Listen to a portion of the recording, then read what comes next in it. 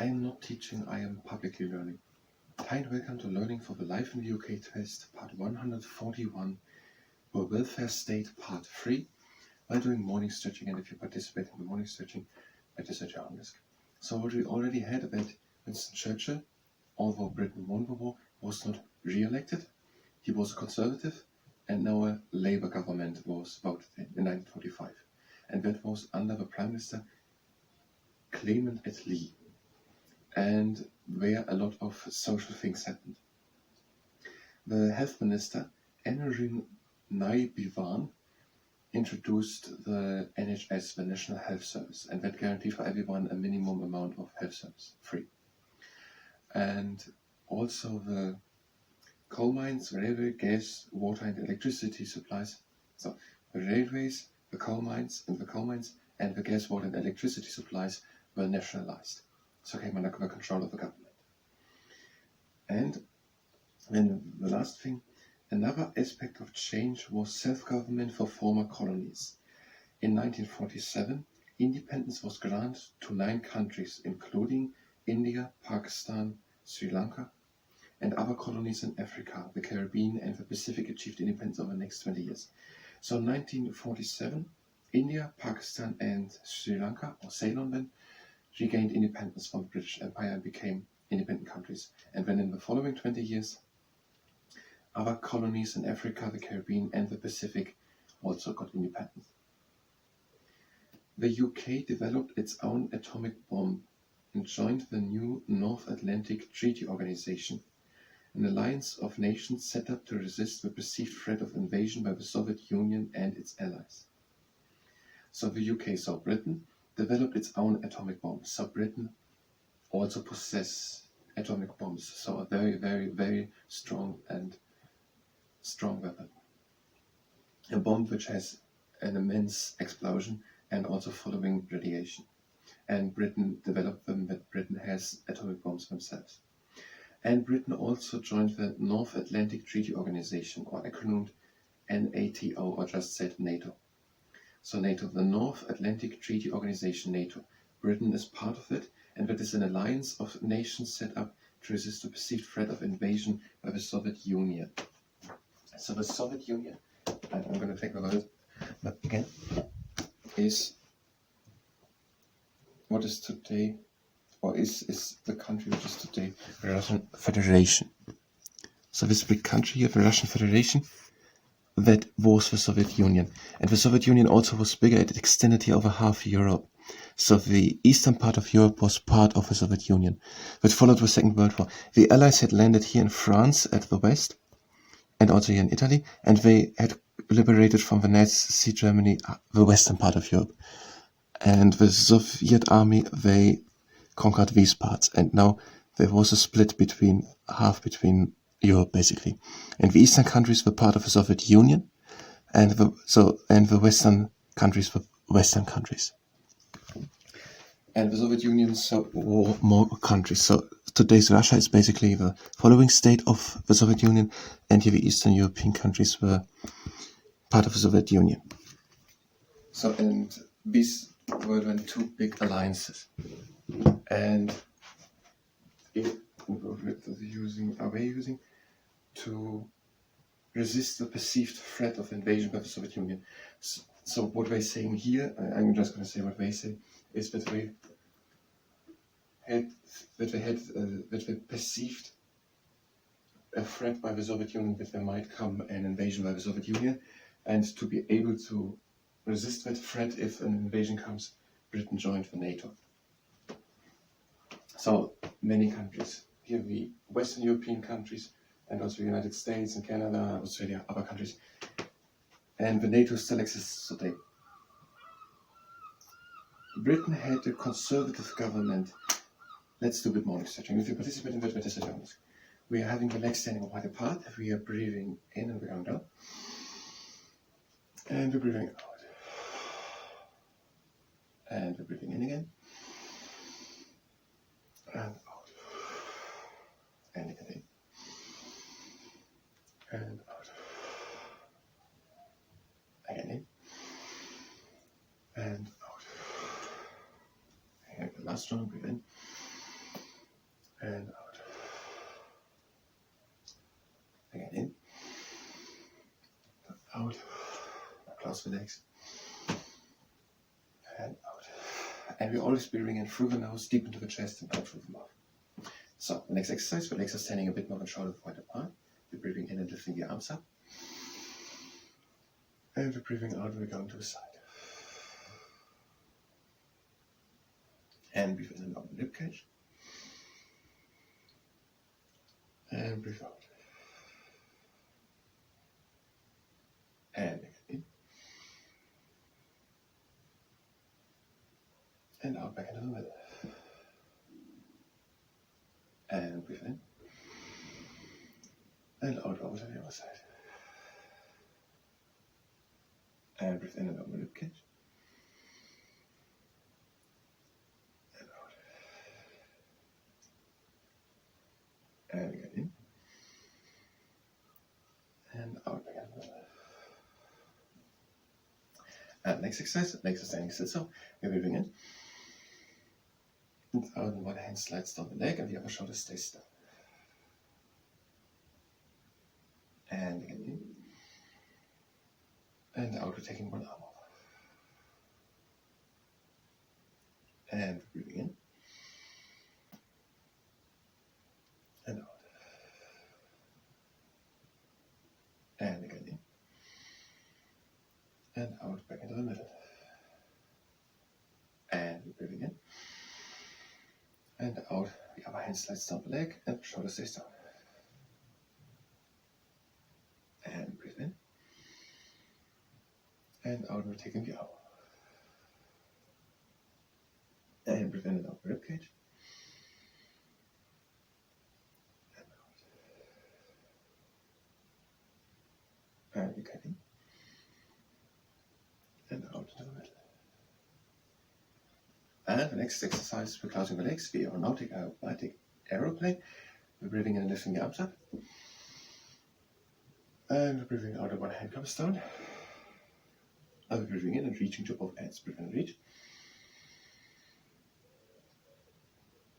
And again out. And again in. And out, the other arm comes down. And breathe in and reach. And out. And another cycle, we're breathing in. And out, one hand comes down. Breathe in and reach. And out. And again in. And out, one hand comes down. And breathe in and reach. And out. Britain developed its own atomic bomb, and Britain joined the NATO to resist the perceived threat of the Soviet Union. Britain had a conservative government from 1951 until 1964. Winston Churchill returned as Prime Minister in 1951, and he was an MP until he stood down at the 1964 general election. We don't know how long Winston Churchill was Prime Minister.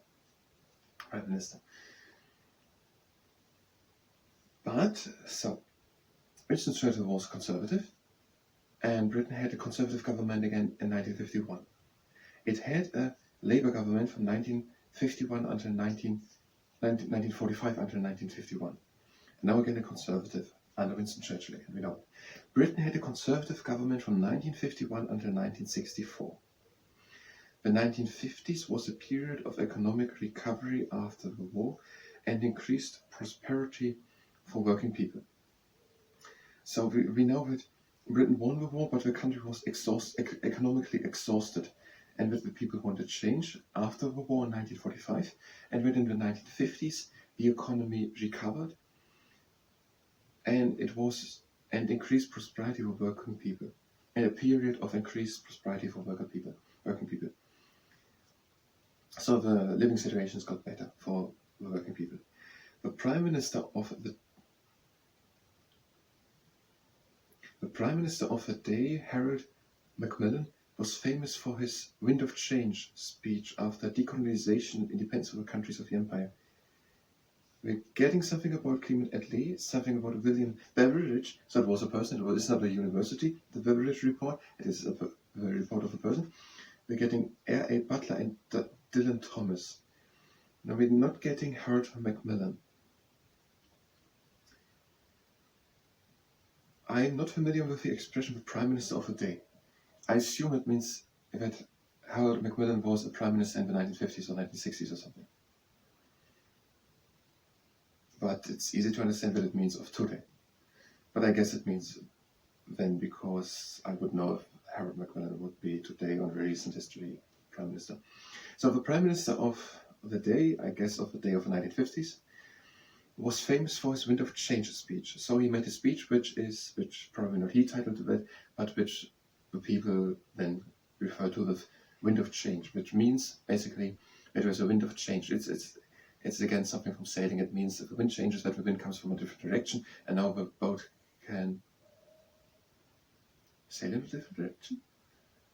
Whatever it means, that change happens, and that the speech was about decolonization, so that Britain wasn't expanding its empire, but that the countries were granted their independence, and they were decolonized, and that they got the independence for the countries of the empire. And that is what we have to the welfare state. And when we do 4 parts, probably, to each of the 4 persons named here, and we will return basically every time to the welfare state. But for now, that is the end of the welfare state. We're gonna do now the rest of the morning stretching. If you're just here for Clement Attlee, let's skip to the next part. We are having the legs standing wide apart. They're breathing in. And we're breathing out and we're hanging down. And we're only helping to come deeper down by breathing deep in and through the nose into the chest. And by then breathing out through the nose. And breathe in. And out. And in.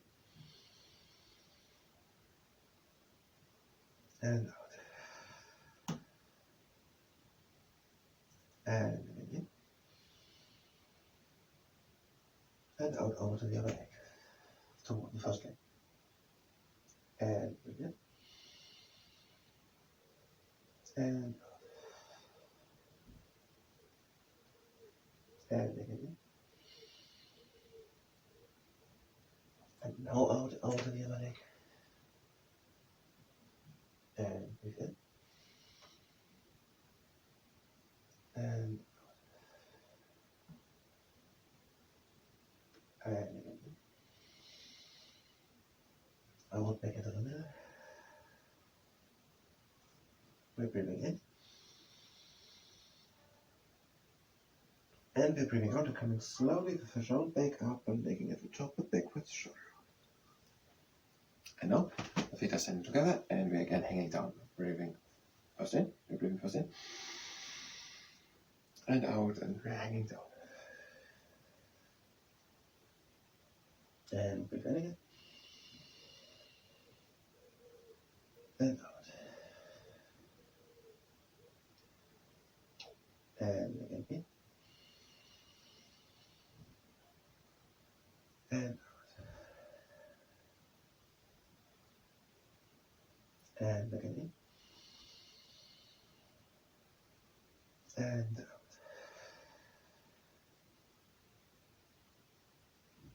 And again in. And out. And the last time in. And out, we're coming slowly with the round back up and making it the top with backward shoulder. And now the closing exercise, we're breathing in. And out. And in. Out. And in. And out. And again in. Out. And the last round, breathe in. Out. And again in. And